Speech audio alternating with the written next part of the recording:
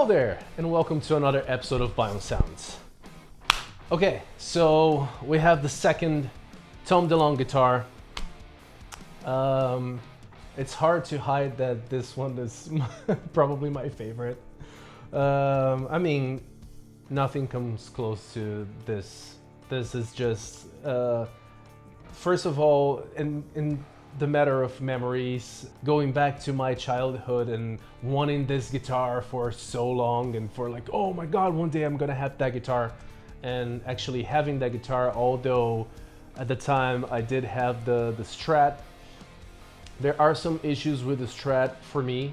Nothing in particular, there's no like issues actually with a Stratocaster.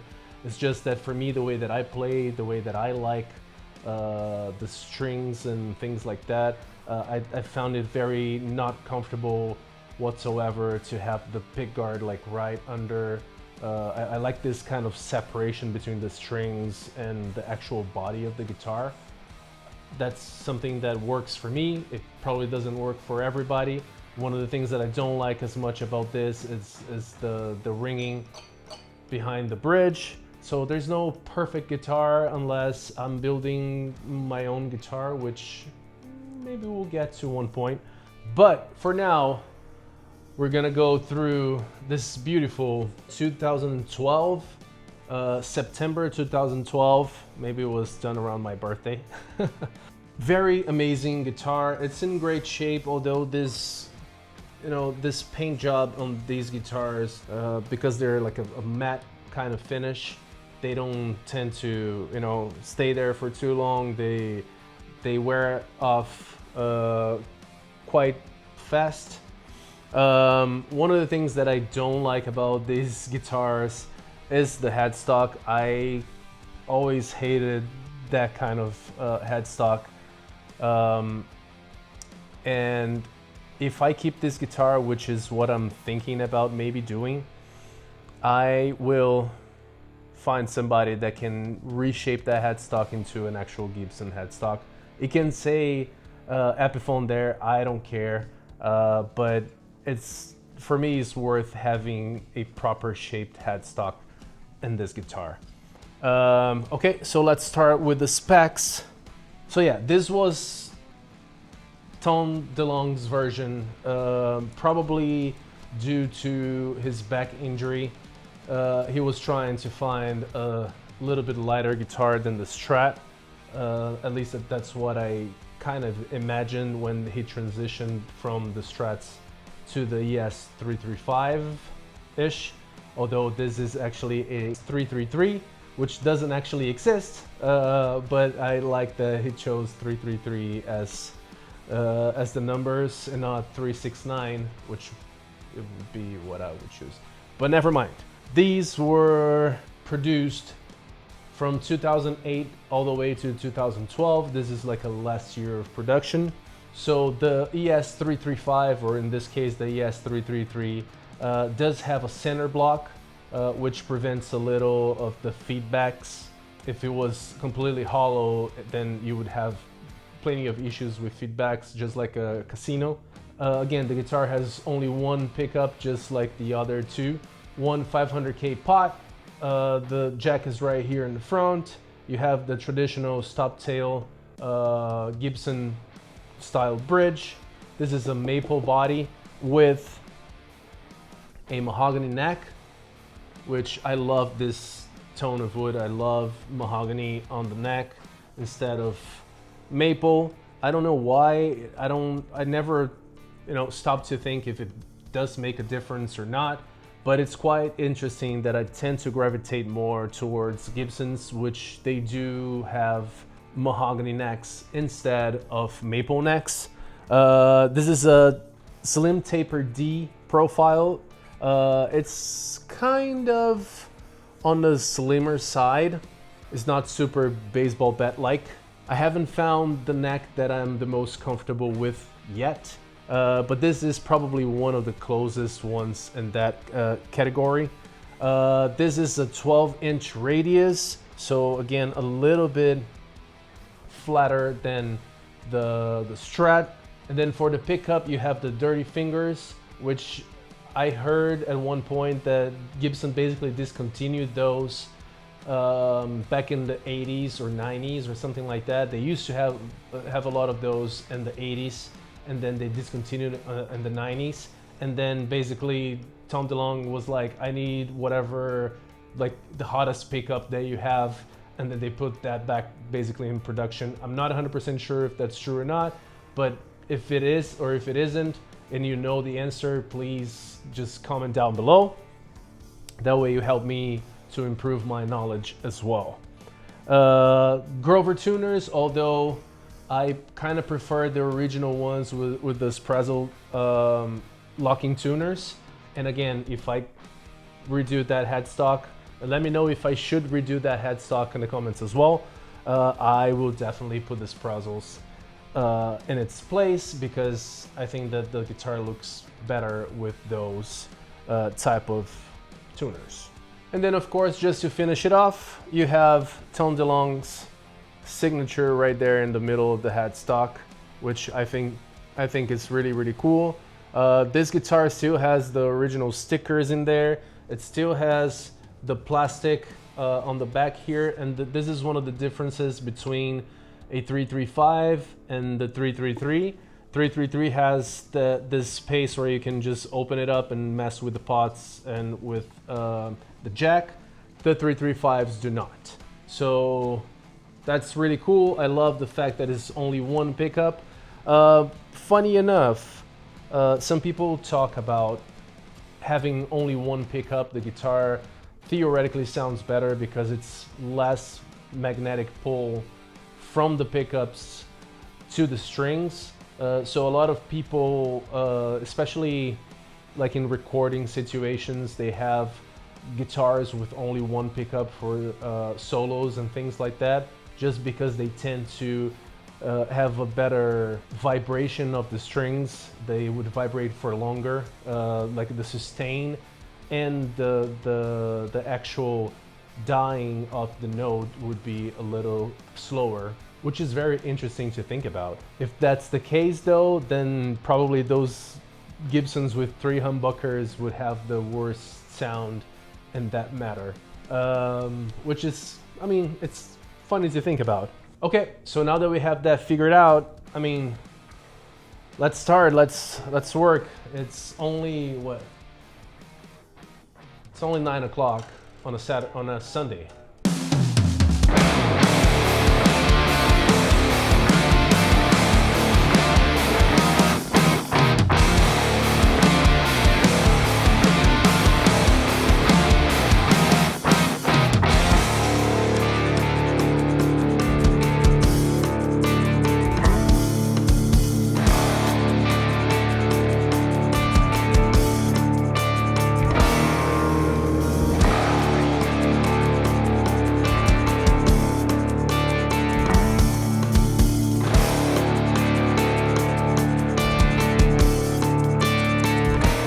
This guitar stays in my bedroom for a few different reasons. I do have my imitation sort of Mark Hoppus's bass that I did a few years ago. I would say probably 5 years ago. But I have the bass in one side, I have this guitar on the other side, and in the center I have a drum head signed by Travis Barker, and it is certified.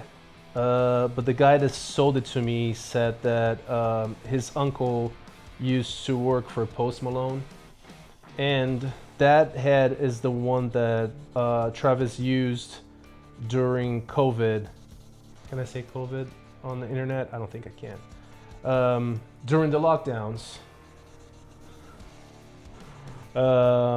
when they played the Nirvana tribute thing. So that's the head that was on the snare, 14-inch. If it's true or not, I don't know, but there's a lot of blood in it. So hopefully, if something happens to Travis, I can clone him. That's funny. Sorry.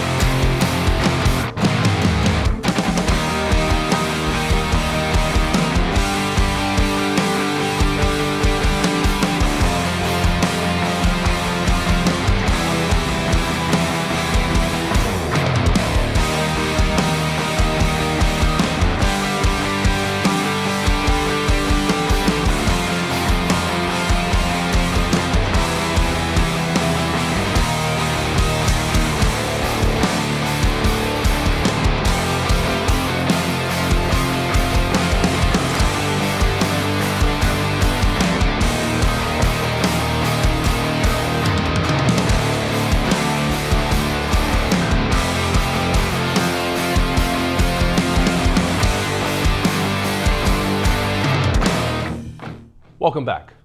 Okay, so we're here ready to review the guitar. I do have a capo on the 2nd fret. Why do I have the capo on the 2nd fret, you ask? I decided that as I did What's My Age Again for the Strat, I needed something from the self-titled to actually put this whole thing together. First I was gonna do Feeling This just because that was the first time that I saw this guitar, but paying a little bit more attention to the song and realizing that there's not a lot of guitars there to begin with, I went with my second option, which is Down. It's one of my favorite songs of that record, at least from the main songs of the album. I am that kind of person that actually prefers B-sides than, main songs and singles and stuff like that. So that's what we're gonna do today. But before we do that, let's review the guitar. So again, I'm gonna use the same settings as I used on the last video. If you haven't watched the Strat video, please go ahead and click the link down below, right here, right here, right here, right here. Go watch that so you understand a little bit better of what's going on with the sound. So for Down, what we're gonna do is that, again, I'm gonna play a little bit with my volume. It kind of makes me wonder if these guitars were too hot for that kind of sound on the recordings. Usually what happens a lot is that when recording albums, sometimes things that you think that are super heavy and distorted and stuff like that are actually way less than that, but after compressing everything and going through EQs and everything like that, the sound changes, and then there's the pressure that you can put and summing guitars and stuff like that. So I'm cutting almost like a quarter of a roll on the knob, so about, let's say, 8 to 7. On the intro, we are gonna use both amps because that sound is a little bit more distorted, and then we're gonna cut the Mesa just like we did to What's My Age Again. The cleaner parts are gonna be done only with the Marshall. And the reason why I have the capo on the 2nd fret, it's because I didn't realize a few things about this song in particular, but mainly Tom uses this, and I was trying to wonder why is he using that, because it's not necessary, but it actually is. So going through the cleaner sound, what Tom does is that he plays the A string open at all the times. So while he's doing the verse, for instance, he's doing something like,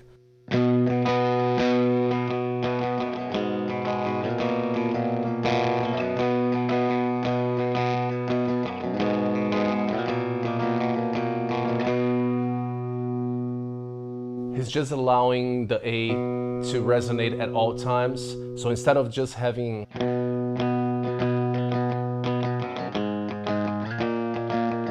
he's actually allowing the string to vibrate together with the other ones, and it gives you almost this kind of like a mellow sound and very introspective. And I think it's a genius move for you to do in such a simple song as well. The main thing for me with Blink-182 is that the songs are so simple, but they are so effective. There are some little tiny genius things every now and then that just blows my mind, especially on trying to recreate songs like I'm doing right now. It's just amazing. Kudos to everybody involved, Jerry Finn and the 3 guys from Blink-182. This is just amazing. Okay, so that's the clean sound.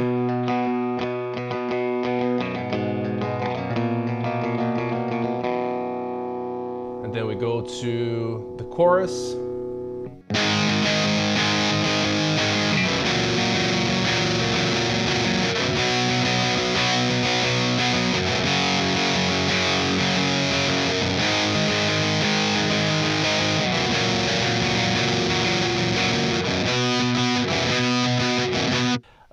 And then it drops to the verses, and of course the outro as well, which is the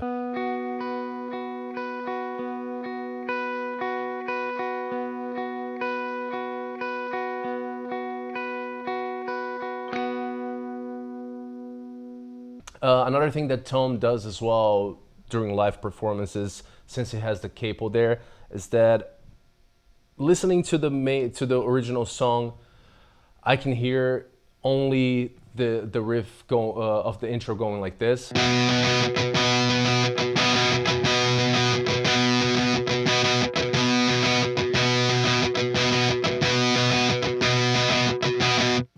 But live, he actually opens up in between them instead of just like muting the note. So it would be something more like.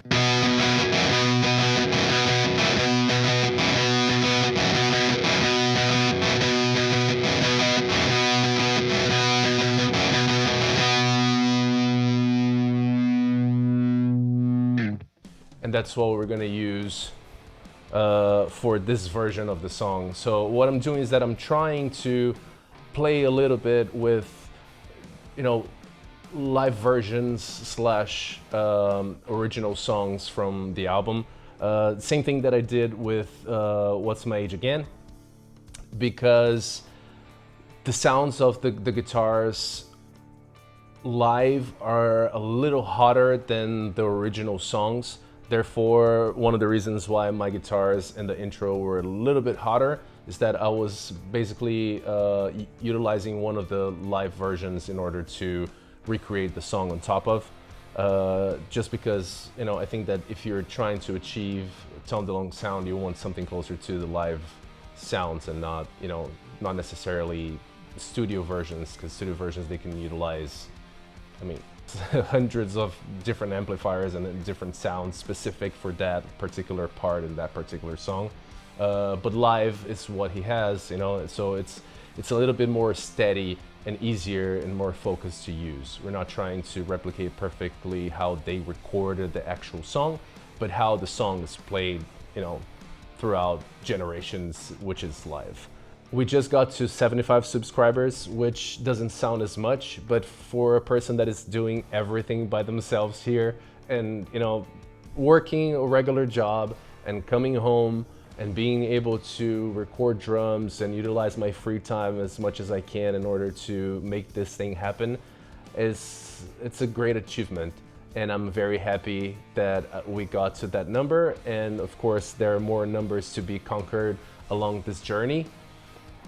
But again, just to remind all of you guys, we do have the Dave Grohl pedal board that I'm gonna get to as soon as I'm done with all the Tom Delonge guitars, and I can post them for sale, and you know, we can move on to the next part, which is gonna be reviewing Dave Grohl's live sound with the Fender Tone Master and 3 of his guitars, because I do have the Trini Lopez 1966, I do have the new DG335 from Epiphone, and I have a copy of his DG335 that I bought years ago. So I want to do like sort of a comparison between the 3 levels of guitars and 3 price ranges as well.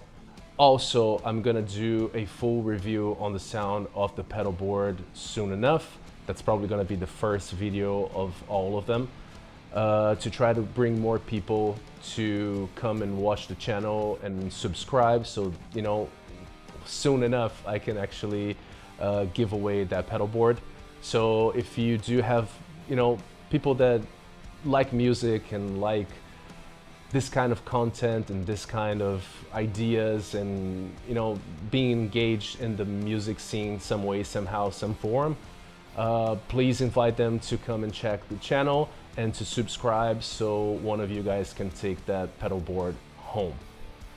Thank you all for coming. I hope that you guys are having a beautiful and great life, because that's what it's supposed to be about. And I'll see you guys on the next one. I hope you guys enjoyed the cover. Ciao.